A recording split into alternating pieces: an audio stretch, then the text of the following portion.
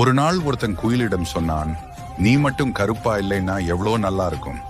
கடலிடம் சொன்னான், நீ மட்டும் உப்பா இல்லைன்னா எவ்வளோ நல்லா இருக்கும்.